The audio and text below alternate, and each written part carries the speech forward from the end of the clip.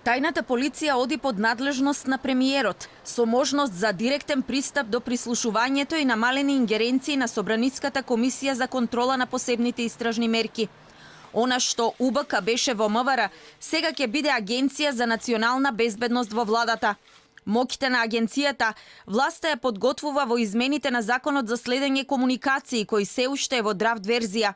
Според нашиот извор, агенцијата директно ќе може да прислушува, заобиколувајќи ја ОТА доколку станува збор за закани по националната безбедност. Агенцијата, освен што ќе има директен пристап до телефонските оператори, ќе може од обвинителството да користи тактичка опрема, позната во јавноста како комбиња за слушање и следење. Законот предвидува и да се намалат надлежностите на Собраниската комисија за следење комуникации, односно регулира кои делови од работата на АНБ комисијата нема да може да ги контролира. Алфа денеска праша во владата зошто се донесе законот за ОТА кога Агенцијата за национална безбедност пак ќе врши прислушување.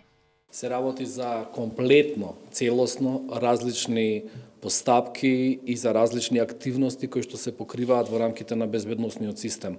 ОТА има допирна точка со оваа агенција исклучиво во однос на тоа што представуваат дел од разузнавачко-безбедносните системи на Република Северна Македонија и ништо повеќе. Агенцијата за национална безбедност нема да има полициски овластувања, но ќе може оперативно да собира информации и да ги спроведува до други служби.